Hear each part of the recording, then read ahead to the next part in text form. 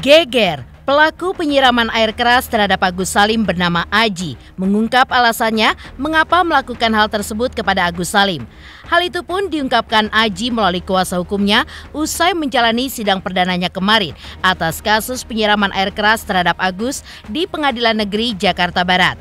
Dalam keterangannya, pihak kuasa hukum Aji juga mengungkap soal permintaan maaf hingga bentuk pertanggungjawaban pihak Aji yang sempat ditanyakan kepada pihak Agus saat Agus dibela oleh kuasa hukum pertama yang ketika itu direkomendasikan oleh Pratiwi Novianti, di mana ketika itu komunikasi mereka pun masih lancar. Namun belakangan ini komunikasi pihak Aji dengan pihak Agus pun sudah mampet.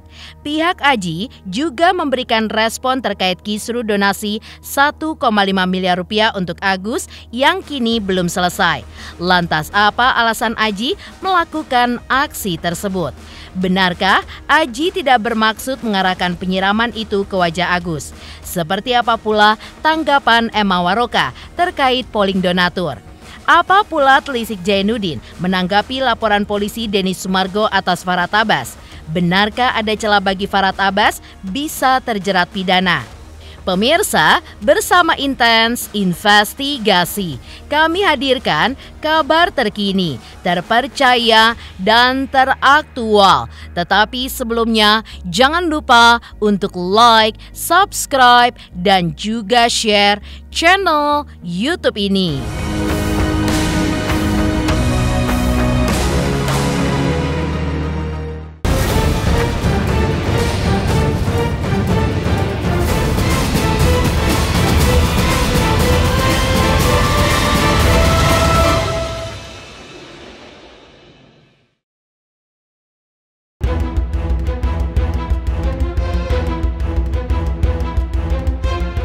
Kasus penyiraman air keras oleh Aji terhadap Agus Salim yang menyebabkan kedua mata Agus tidak bisa melihat telah sampai pada proses persidangan perdana yang digelar di Pengadilan Negeri Jakarta Barat kemarin. Dalam sidang yang beragendakan pembacaan dakwaan tersebut diikuti oleh Aji selaku tersangka secara online dari Rumah Tahanan Salemba, Jakarta Pusat dan hanya diwakilkan oleh kuasa hukum Aji di pengadilan. Alibi yang diungkapkan pihak kuasa hukum Aji saat ditemui awak media usai persidangan mengaku bahwa Aji melakukan penyiraman air keras kepada Agus disebabkan karena ia merasa terintimidasi dan akumulasi dari perkataan Agus kepada Aji. Terkait tudingan bahwa Aji melakukan hal tersebut dengan perencanaan masih akan dikaji oleh pihak kuasa hukum Aji dari klien mereka. Pihak Aji juga mengaku target penyiraman air keras pun sebenarnya bukan ke wajah Agus.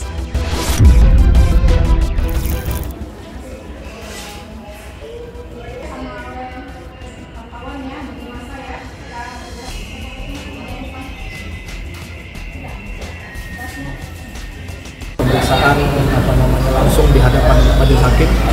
Dan memang karena kebijakan dari pengadilan hari ini di sidang pertama Aji tidak langsung dihadirkan di pengadilan tapi dilakukan secara online dari rutan Salemba. Ya, tadi kita juga hadir dari tim kuasa hukumnya Aji dan juga tadi dibacakan dakwaan oleh jaksa penuntut umum. Hanya pembacaan dakwaan, nanti kan seharusnya kan prosedur itu kan dakwaan itu harus ditanggapi kan. Tapi karena kita melihat memang dakwaannya sudah cukup sesuai dengan kita hukum hukum pidana, artinya kita tidak akan mengajukan eksepsi, tapi kita langsung pada masuk dalam pokok perkara. Kalau secara garis besar seluruh kronologis dan juga seluruh alat bukti yang disertakan dalam persidangan sudah sesuai dengan apa yang memang sudah kita ketahui bersama. Tapi memang nanti pada sisi pembelaan kita akan fokus pada pembelaan faktor dari mengapa Aji melakukan itu yang pertama, dan kedua memang sebenarnya ketika Aji melakukan penyiraman terhadap Agus itu dari targetkan kepada wajahnya Agus.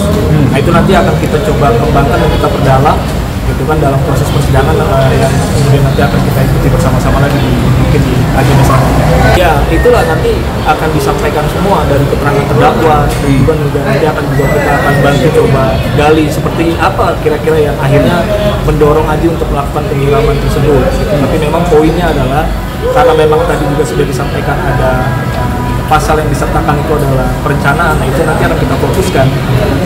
Jadi memang Aji sebenarnya tidak merencanakan itu, tapi kalaupun memang konstruksi jaksa mengatakan itu adalah perencanaan, itu nanti akan fokus pembelaan kita. Ya kalau keterangan dari Aji langsung, kan dia merasakan seperti intimidasi atau intimidasi. Atau mungkin perasaan yang kurang, akhirnya dia bisa tahan secara emosional dari perkataan-perkataan Agus yang akhirnya menimbulkan perbuatan tersebut. Nah, tapi kan perbuatan itu apakah itu yang berencana atau memang Aji melakukan itu karena dia mentarget wajahnya Agus sampai ada mengenai matanya, nah itu kan nanti akan diperdalam. Kita akan sesuaikan keterangan Aji langsung beserta dengan dakwaan jaksa yang hari ini sudah dibacakan. Iya, memang Aji itu sebenarnya melakukan ini kan bukan karena dendam yang seperti orang ingin mencelakakan mengakibatkan luka permanen apalagi mata kan, karena interaksi Aji pun dengan Agus itu kan baru hitungan minggu gitu kan. Nah memang dia kesal pada saat itu dan dia melakukan penyiraman. Nah penyiraman itu kan apakah ditargetkan ke wajahnya langsung Agus atau bukan, nah itu kan niat itu dan rencana tadi kan harus kita gali langsung dari Aji dan nanti persidangan. Ini sebenarnya akumulasi dari kekesalan Aji kan. Nah, akumulasinya itu ya timbul pada saat hari kejadian itu kan. Nah itu kan ada perkataan-perkataan yang mungkin nanti akan saya sampaikan secara jelas juga di persidangan. Tapi memang Aji merasa ada perbuatan-perbuatan perkataan Agus yang memang kurang layak untuk disampaikan kepada Aji pada saat itu, yang akhirnya menimbulkan kekesalan dan emosi Aji yang meluap dan melakukan penyiraman tadi. Buntut dari penyiraman air keras terhadap Agus Salim berlanjut ke kisru uang donasi 1,5 miliar rupiah untuk Agus. Kisru itu pun berujung pada laporan polisi Farhat Abbas terhadap Pratiwi Novianti selaku pemilik yayasan yang sejak awal membantu Agus dan menginisiasi penggalangan donasi, hingga berujung pada aksi saling lapor polisi atas Farhat Abbas versus Denny Sumargo yang juga ikut andil dalam penggalangan donasi untuk Agus Salim. Namun, terkait kisru panas tersebut, pihak Aji pun enggan berbicara lebih jauh. Pihaknya pun hanya berharap jika memang ada masalah besar bisa diperkecil dan masalah kecil kalau bisa dihilangkan saja. Pihak Aji juga berharap agar orang seperti Novi yang bergerak di bidang sosial tidak menjadi trauma dengan adanya kisru saat ini. Namun terkait perseteruan Farhat Abbas dengan Denny Sumargo dinilai oleh pihak Aji terlalu jauh untuk ditanggapi.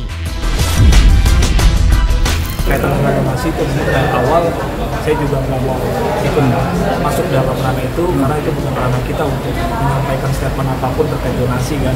Yang pasti ini kan sebenarnya kan hulu permasalahan pidana terkait masalah penyiraman ini kan adanya di Aji dengan Agus. Terlepas Agus itu mendapatkan bantuan donasi dan area donasi itu menjadi pertanyaan oleh publik dan masyarakat, ya harapan kalau kita dari Aji itu sebenarnya ya masalah yang besar diperkecil, masalah yang kecil itu dihilangkan saja. Artinya saya harapannya Aji bisa melalui proses persidangan ini sampai nanti ada vonis, dan Agus pun tetap berhak mendapatkan pengobatan sebagaimana yang mestinya didapatkan.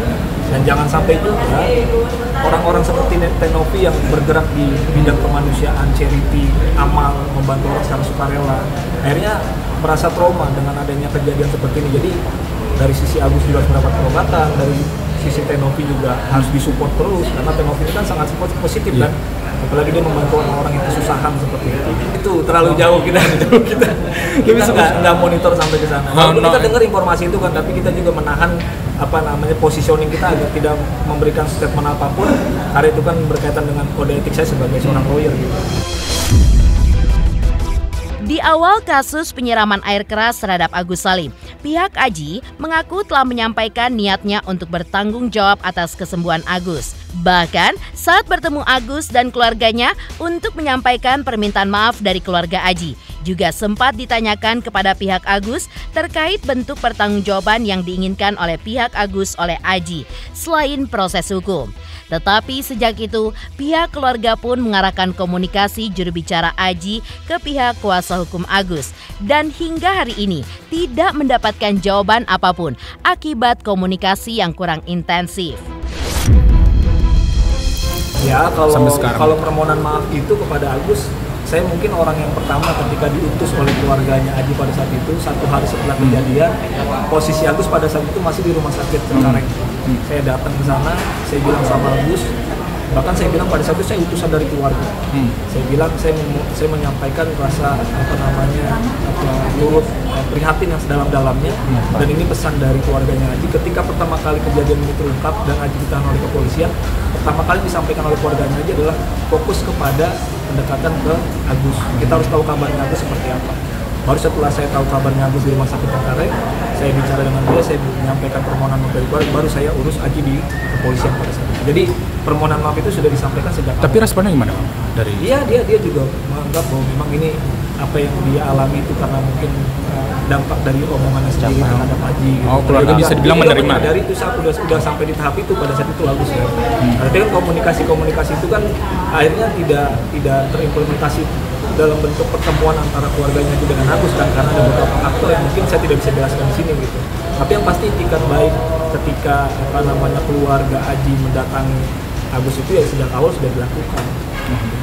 Melalui Abah sebagai perwakilan. Iya, melalui saya sebagai perwakilan. Sampai sekarang juga ya gitu. Sampai sekarang pun kalau nanti pada ada momen bertemu di sini pun ya mungkin Aji juga nanti akan saling berjabat tangan atau berpelukan dengan Agus gitu kan, sebagai bentuk permohonan maaf ya. Dan memang pada saat itu saya sempat juga menanyakan kepada salah satu keluarganya Agus, saya lupa gitu kan, bentuk pertanggungjawaban apa yang harus kita lakukan gitu kan. Nah itu kan akhirnya tidak disampaikan juga oleh pihak Agus kan, karena mungkin Agus juga fokus pada perobatan dan lain-lain. Tapi pertanyaan itu sudah kita sampaikan di awal kepada keluarga Agus agar kita tahu nih bentuk apa yang kira-kira bisa memberikan keringanan kepada Agus pada saat itu. Diarahkan komunikasi dengan lawyernya pada saat itu kan, tapi ada hal lain yang akhirnya lawyernya pun komunikasinya kurang intensif dan akhirnya tidak terrealisasi pertemuan tadi.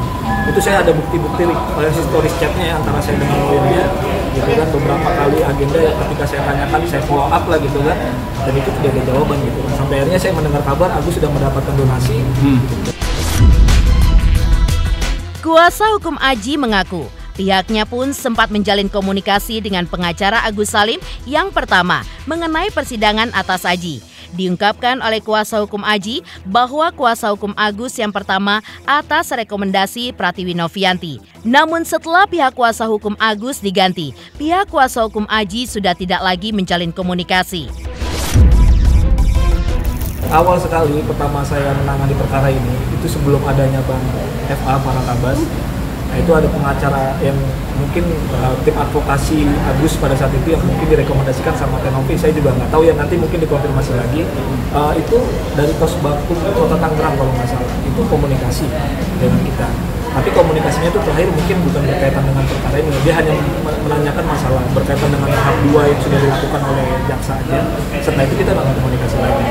Tapi boleh juga nanti dikonfirmasi lagi dengan Tenovi apakah tim pengacara advokasi yang dulu diberikan oleh Tenovi untuk Agus masih menjadi kuasa hukumnya Agus atau enggak, atau itu ya itu nanti coba dikonfirmasi dulu.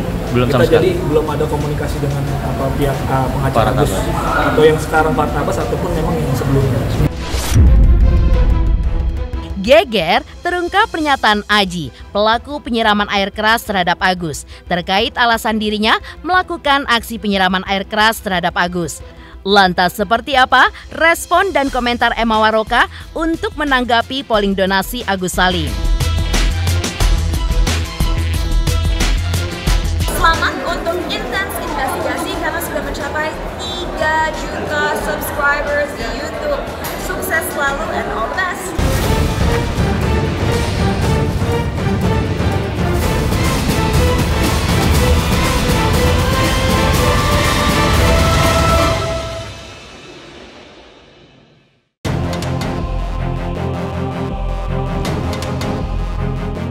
Kisru uang donasi 1,5 miliar rupiah untuk Agus Salim yang kini berujung adanya polling dari pihak donatur dengan 3 pilihan mendapat tanggapan dari Emma Waroka. Emma Waroka juga menyetujui polling tersebut dilaksanakan. Namun, ia tidak sepakat jika polling tersebut dituding sebagai tindakan kriminal oleh kubu Agus Salim. Di mata Emma Waroka, Agus pun sudah merusak kepercayaan para donatur dalam menggunakan uang donasi tersebut. Seandainya Agus lebih mengutamakan pengobatan matanya dan mau kompak dengan yayasan, maka tidak akan menjadi keruh seperti sekarang ini. Enggak. Aku nggak setuju ya kalau timnya Agus itu mengatakan itu tindakan kriminal gitu. Apa dasarnya? Karena ini kan pollingnya dibuat untuk mengumpulkan donatur, dan aku juga udah lihat kalau sampai 1000 donatur yang udah pasti datang membuat surat kuasa tanda tangan online, itu bisa diverifikasi, jadi keluar ada validasinya, dan itu cukup kuat dengan keputusan polling yang menentukan pilihan 3 pilihan itu, apakah mengembalikan ke Agus atau memberikan sumbangan kepada yang lainnya atau dikembalikan kepada donatur, kan begitu. Kembali lagi kan, ya kalau aku sih cuma donatur yang bisa ngatur lah ya, gitu kan. Jadi kriminalnya di mananya, itu kan uang donatur. Ya kita lihat aja nanti seperti apa hukum yang menentukan. Apakah betul itu tindakan kriminal untuk kembali menyuarakan pendapat, melihat pendapat para donatur. Ya kan, seandainya Agus kompak aja sama yayasan, beres masalahnya. Udah jelas mau kemana juga uang donaturnya kan. Sekarang jadinya ada pihak yang lain yang nggak pernah diangkat juga atau dibicarakan sama pengacaranya Agus, yaitu donatur kan. Nggak pernah kan dia senggol gitu, ini donatur, nggak ada, pokoknya kembalikan ke Agus. Dia lupa uang itu adalah uangnya para donatur yang terkumpul dalam rangka untuk pengobatan mata. Intinya dari permasalahan ini kan sebenarnya hanya untuk pengobatan matanya Agus. Jadi kalau sampai Agus memang benar dioperasi, ya bagus, itu yang harus dilakukan seperti itu. Kenapa ngurusin yang lain-lainnya gitu loh. Tak hanya itu, respon menohok pun juga datang dari Emma Waroka terkait aksi Denny Sumargo yang sudah melayangkan laporan polisi atas Farhat Abbas di Polda Metro Jaya.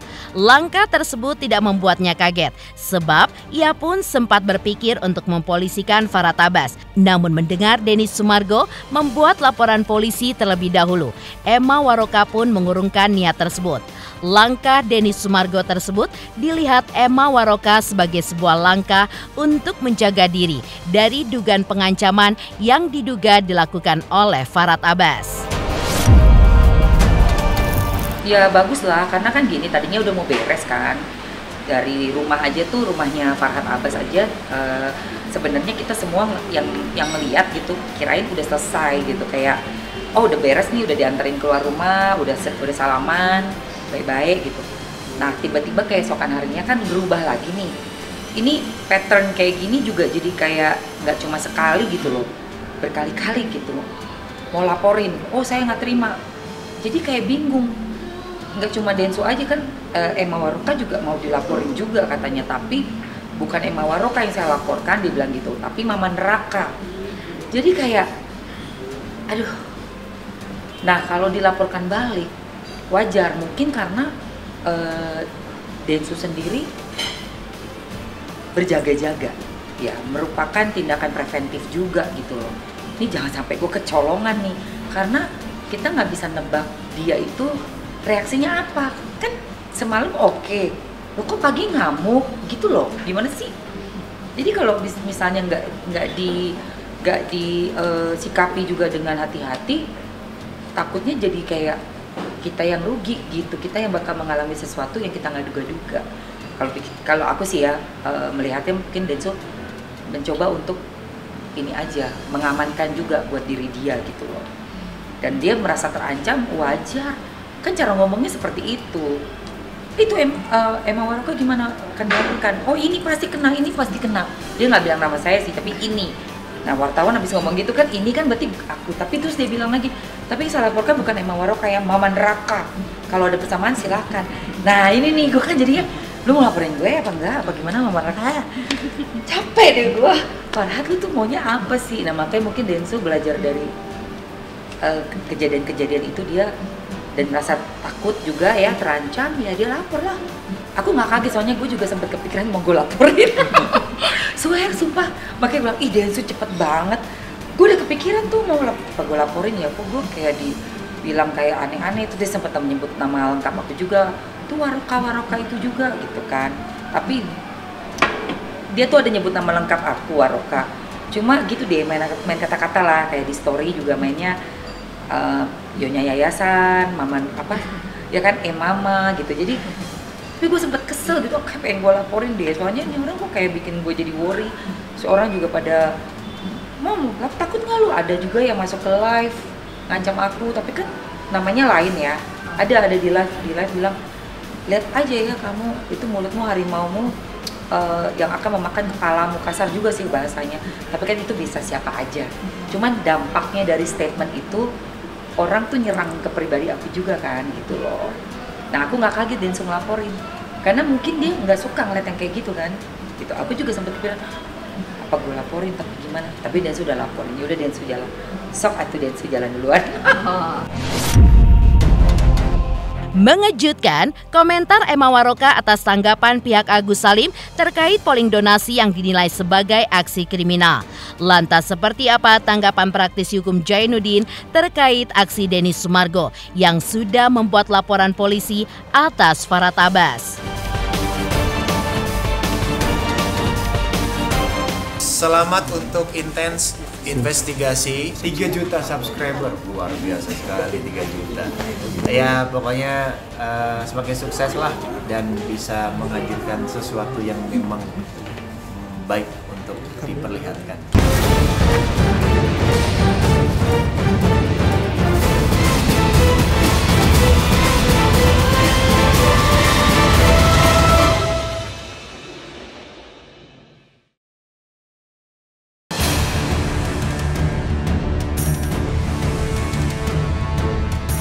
Aksi Denny Sumargo yang membuat laporan polisi terhadap Farhad Abbas mendapat respon mengejutkan dari rekan Farhad Abbas yaitu Jainuddin. Ia mengaku kaget dengan laporan polisi yang dilayangkan Denny Sumargo terhadap Farhad Abbas karena sudah sampai pada tahap pemanggilan perdana di mana Denny Sumargo sudah dimintai keterangan sebagai saksi pelapor. Sementara laporan polisi Farhad Abbas atas Denny Sumargo belum ada perkembangannya.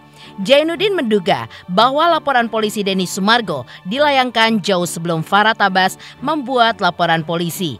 Jainuddin juga menilai hak Densu untuk membuat laporan polisi jika ia merasa dirugikan. Terkait laporan polisi Denny Sumargo yang menjerat Farhad Abbas dengan pasal pengancaman.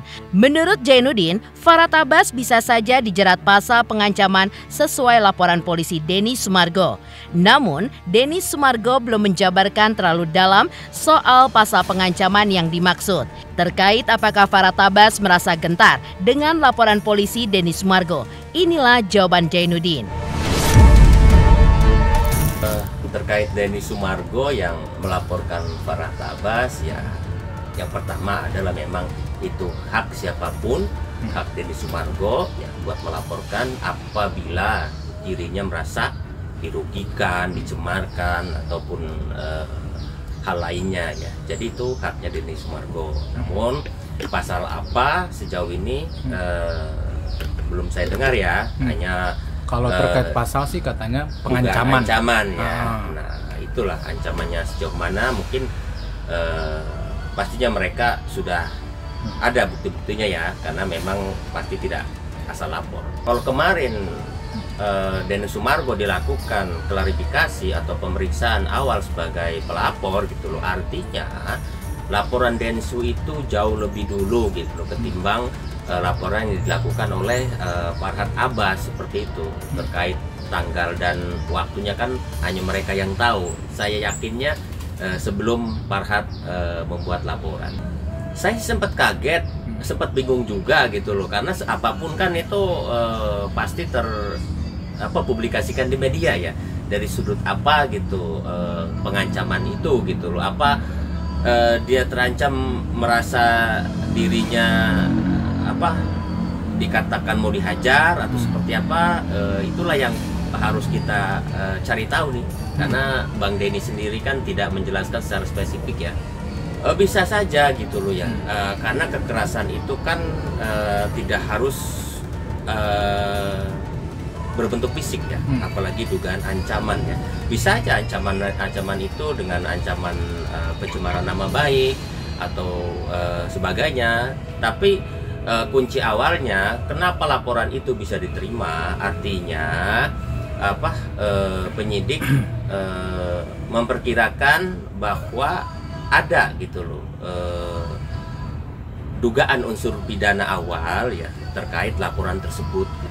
Kalau memprediksi sih pasti ya saya pasti istilahnya memprediksi akan ada laporan balik dari Denny Sumargo gitu loh ya. Tapi justru saya hanya kagetnya, oh ternyata Denny Sumargo lebih dulu melaporkan Farhad Abbas. Pemirsa Intens Investigasi, jangan lupa saksikan terus Intens Investigasi. Dan pastikan jangan lupa untuk like, subscribe, share, dan juga komen jelang 3 juta subscribers channel Intens Investigasi.